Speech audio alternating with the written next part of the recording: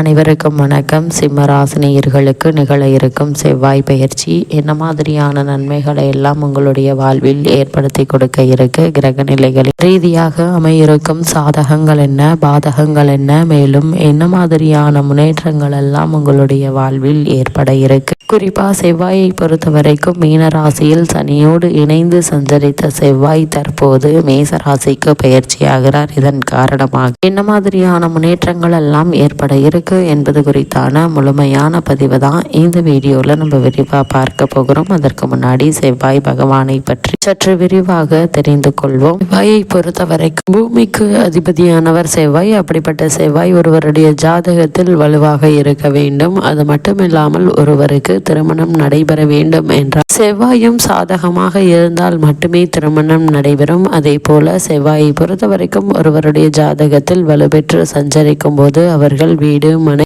விவசாய நிலம் ஆகியவை வாங்கி மகிழ்வதற்கான வாய்ப்புகள் அதிகம் உண்டுங்க. அது மட்டும் இல்லாம அதை தவிர்த்து செவ்வாய் சாதகமின்றி சஞ்சரித்தால் தேவையில்லாத பல இன்னல்களை நீங்கள் சந்திக்க வேண்டிய ஒரு நிலை ஏற்படுவதற்கான சாத்தியக்கூறுகள் அதிகம் இருக்கு. அது மட்டும் இல்லாம செவ்வாய் பகவானை பொறுத்த வரைக்கும் சிவப்பு நிறத்திற்கு அதிபதி இவரே ஆவார். இதன் காரணமாக மருத்துவம், இராணுவம், விவசாயம், அதே போல் மண்ணால் செய்யக்கூடிய மண்பாண்டங்கள் ஆகியவற்றிற்கு இவரே அதிபதி ஆகிறார். இவ்வளவு மேன்மைகள் கொண்ட செவ்வாய் ஒருவருடைய ஜாதகத்தில் வலுப்பெற்று சஞ்சரிக்கும் போது அவர்கள் மருத்துவ சம்பந்தமான படிப்பு அல்லது இராணுவத்தில் இணைவது சம்பந்தமான முயற்சிகளை மேற்கொண்டு வருபவர்களுக்கு சிறு முயற்சியிலேயே நல்ல ஒரு முன்னேற்றம் நிச்சயம் ஏற்படும் என்பதை கிரக நிலைகள் உறுதியளிக்குது. அதே போல செவ்வாய் 7ஆம் இடத்திலோ அல்லது 7ஆம் பார்வை பெற்று சஞ்சரித்தாலோ அவர்களுக்கு செவ்வாய் திசை அல்லது செவ்வாய் தோஷம் ஏற்படுவதற்கான வாய்ப்பு இருக்குதுங்க. இதன் காரணமாக அவர்களுக்கு திருமண தடை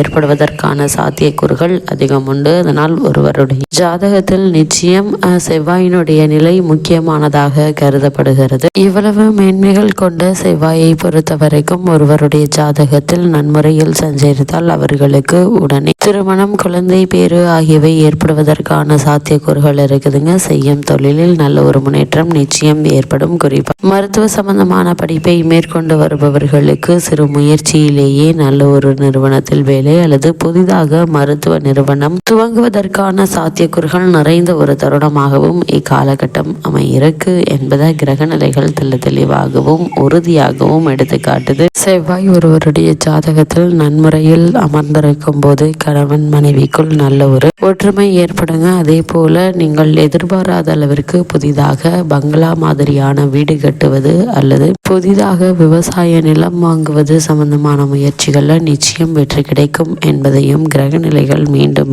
உறுதியளிக்குது. அது மட்டும் இல்லாம செவ்வாயை பொறுத்தவரை கலைத்துறையில் உள்ளவர்களுக்கு நல்ல ஒரு வாய்ப்புகள் ஏற்படுங்க. குறிப்பாக ஸ்டண்ட் நடிகர்களுக்கு நல்ல ஒரு முன்னேற்றத்தை ஏற்படுத்தக்கூடிய ஒரு கிரகமாக செவ்வாய் அமைகிறது என்பதை கிரக நிலைகள் மீண்டும் தெளிவுபடுத்துது. செவ்வாயை பொறுத்த வரைக்கும் மற்ற கிரகங்களை விட ஒரு செயலை துரிதமாக செய்து தடாலடியாக முயற்சிகளை மேற்கொண்டு வெற்றி காணக்கூடியவர். அது மட்டுமில்லாமல் புதனை பொறுத்த வரைக்கும் அவர் புத்தி மற்றும் கல்விக்கு உரியவர். அதே போல் செவ்வாய் ஒருவருடைய ராசியில் பலம் பெற்று சஞ்சரித்தால் அவர்களுடைய உடல் ஆரோக்கியம் மற்றும் அழகில் அவர்கள் அதிக கவனம் செலுத்துவார்கள். குறிப்பாக உடற்பயிற்சி கூடங்களில் தமது உடலை கட்டுக்கோப்பாக வைத்திருப்பவர்கள் செவ்வாயினுடைய ஆதிக்கத்தில் பிறந்தவர்களாக இருப்பார்கள். அதே போல் செவ்வாய் உரையில் பிறந்தவர்கள் அதிகம் செவ்வாயினுடைய ஆதிக்கம் பெற்றவர்களாகவே இருப்பார்கள். இவர்கள் அதிகம் தன்னுடைய உடல் ஆரோக்கியத்தில் கவனம் செலுத்தக்கூடியவர்களாக இருப்பார்கள். இவர்கள் தடாலடியாக எந்த ஒரு காரியத்தையும் மேற்கொண்டு வெற்றி காணக்கூடியவர்கள். அதே போல கலைத்துறையில் இருக்கக்கூடியவர்கள் செவ்வாயினுடைய ஆதிக்கம் பெற்றவர்கள் மிகப்பெரிய செல்வாக்குடன் சிறந்திருப்பார்கள். மற்ற கிரகங்களான புதன், குரு, சுக்கிரன் ஒரு செயலை செய்ய வேண்டும் என்றால் ஒரு முறைக்கு இருமுறை ஆழ்ந்து யோசித்து பொறுமையாக செய்யும் கிரகங்களாகவே அமைகிறது. ஆனால் செவ்வாயை பொறுத்த வரைக்கும் ஒருவருக்கு நிச்சயம் செய்தாக வேண்டும் என்றால் தடாலடியாக ஒரு செயலை செய்ய வைத்து வெற்றியும் காண வைப்பார் என்பதை செவ்வாயினுடைய நிலை தெளிவாகவும் உறுதியாகவும் எடுத்து காட்டுது. அது மட்டும் இல்லாம செவ்வாயை பொறுத்த வரைக்கும் ஒருவருடைய ஜாதகத்தில் பலம் பெற்று சஞ்சரிக்கும் போது அவர்கள் உணவு விஷயத்திலும் அதிக கவனத்தோடு இருப்பார்கள். இதை தான் சாப்பிட வேண்டும், இதை சாப்பிடக்கூடாது என்பது சம்பந்தமான விஷயங்கள்ல அதிக எச்சரிக்கையோடும் கவனமோடும் இருக்கக்கூடியவர்களாக இருப்பார்கள். ஒருவருக்கு செவ்வாயினுடைய தசை நடக்குமானால், அதுவும் அவருடைய ஜாதகத்தில் செவ்வாய் பலமாக இருக்கும் பட்சத்தில்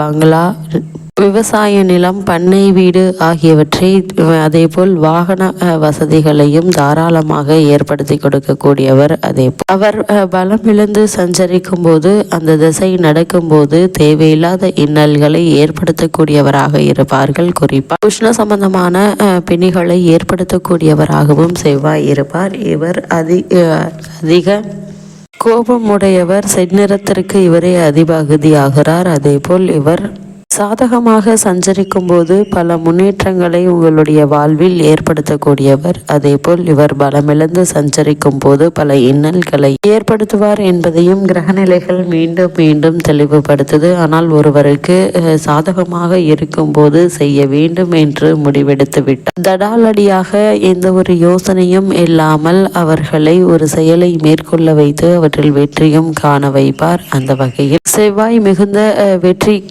உரியவராக அமைகிறார் என்பதையும் கிரகநிலைகள் மீண்டும் மீண்டும் தெளிவுபடுத்துது.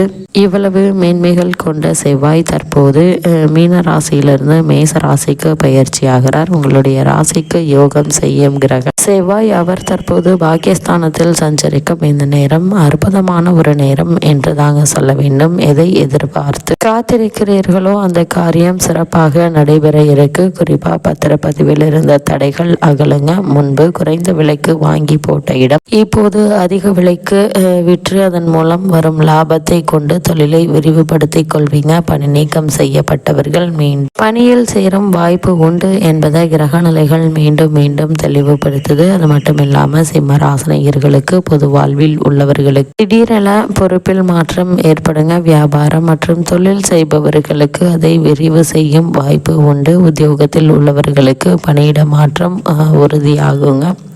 கலைஞர்களுக்கு கௌரவம் அந்தஸ்து உயர இருக்கு. மாணவ மாணவிகளுக்கு படிப்பில் கவனம் தேவை. பெண்மணிகளுக்கு வருமானம் எவ்வளவு வந்தாலும் போதுமானதாக இருக்காதுங்க. வீடு மாற்றம் பற்றி சிந்திப்பீங்க. அது மட்டும் இல்லாம இக்காலகட்டத்தை பொறுத்த வரைக்கும் கிரக நிலைகளை ஆராய்ந்து பார்க்கும்போது இக்காலகட்டத்தினுடைய தொடக்கத்தில் உங்களுடைய ராசிக்கு 8ஆம் இடத்தில் சனி பகவான் சஞ்சரிக்கிறார். அவரோடு இணைந்து செவ்வாய் புதனும் சஞ்சரிக்கிறார்கள். அகப்பட்டவனுக்கு அஷ்டமத்தில் சனி என்பது பழமொழி. எனவே இதிலும் மிக மிக கவனமாக இருக்க வேண்டுங்க. நீங்கள் பிறருக்கு நன்மை செய்தாலும் அது தீமையாதாங்க தெரியும். வரவை காட்டிலும் செலவு அதிகரிக்கும். ஆரோக்கியத்திலும் தொல்லை, நண்பர்களாலும் பிரச்சனை, பொது வாழ்விலும் வீண்பலி என்ற நிலைக்கு நீங்கி நல்ல ஒரு முன்னேற்றம் நிச்சயம் உங்களுடைய வாழ்வில் ஏற்பட இருக்கு. இத்தருணங்கள்ல சிம்மராசினியர்களுக்கு கிரகநிலைகளின் ரீதியாக கூறப்படும் பரிகாரம் என்ன என்று பார்க்கும்போது செவ்வாய்க்கிழமை செவ்வரளி மலர் சாற்றி முருகப்பெருமானை வழிபடுவதன் மூலமாக எண்ணற்ற நன்மைகள் நிச்சயம் உங்களுடைய வாழ்வில் ஏற்படும்.